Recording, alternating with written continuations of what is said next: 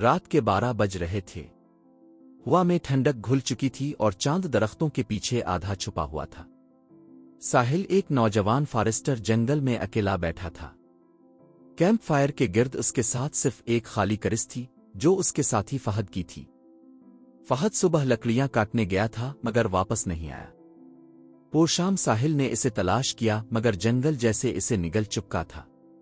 اب وہ اکیلا تھا اور دور کہیں سے آوازیں آ رہی تھیں، کبھی پتوں کی سرسراہٹ، کبھی کسی جانور کی ہلکی چیخ، مگر ان سب کے بیچ ایک آواز بار بار سنائی دیتی تھی، مدھم مگر صاف۔ ساحل چونک کر ادھر الفادیر دیکھتا۔ فہد تو ہے، مگر جواب میں صرف خاموشی۔ پیر دوبارہ وہی آواز۔ اس کے جسم میں جھرجھری دوڑ گئی۔ آواز فہد کی تھی لیکن اس میں کچھ غلط تھا، جیسے کوئی اور اس کی نقل کر رہا ہو۔ وہ ٹارچ لے کر آگے بڑھا۔ روشنی درختوں کے بیچ جھومتی رہی۔ زمین نرم تھی، مٹی میں تازہ قدموں کے نشان تھے۔ وہ نشان ایک چھوٹی کھائی کے پاس جا کر ختم ہو گئے۔ ساحل نے زور سے پکارا کہ اندر سے وہی آواز آئی مگر اس بار زیادہ قریب۔ اس نے نیچے جھانکا، اندھیرا تھا۔ پیر اچانک کسی نے نیچے سے روشنی کی، جیسے مٹی کے اندر کوئی لالٹین جل رہی ہو۔ دل کی دھڑکن تیز ہو گئی۔ پیر اسے محسوس ہوا کہ زمین ہلکی سی لرز رہی ہے۔ درختوں کے پتوئی کانپنے لگے اور ہوا میں ایک عجیب سی بدبو پھیلنے لگی، گلی ہوئی لاش جیسی۔ ساحل پیچھے ہٹا اور تب کھائی کے اندر سے ایک ہاتھ باہر نکلا، کالا، لمبا، مڑا ہوا، ناخن ایسے جیسے پتھر نوچ ڈالے۔ وہ ہاتھ ہلنے لگا، پھر دوسرے ہاتھ نے بھی نکلنے کی کوشش کی۔ ساحل چیخا اور بھاگنے لگا۔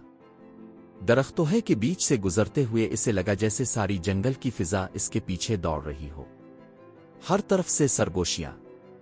اس کے کانوں میں عجیب شور گونج رہا تھا۔ پیر ایک دم، ہر چیز رک گئی، خاموش۔ وہ ایک درخت کے نیچے گرا۔ سانس پھول رہی تھی مگر اگلے لمحے زمین کے نیچے سے آواز آئی۔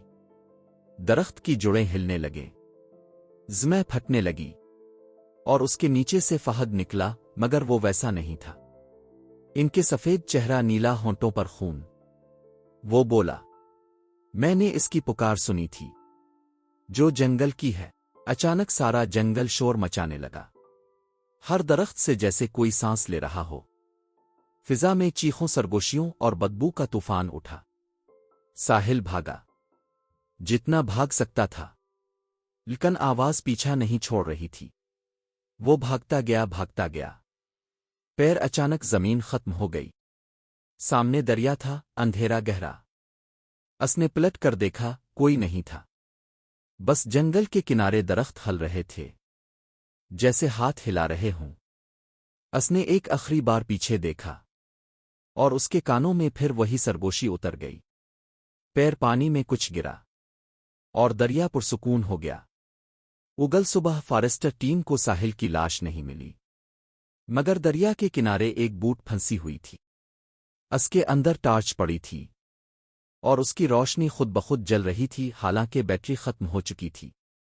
جب کسی نے ٹارچ اٹھائی تو درختوں کے پیچھے سے مدھم آواز آئی، ساحل۔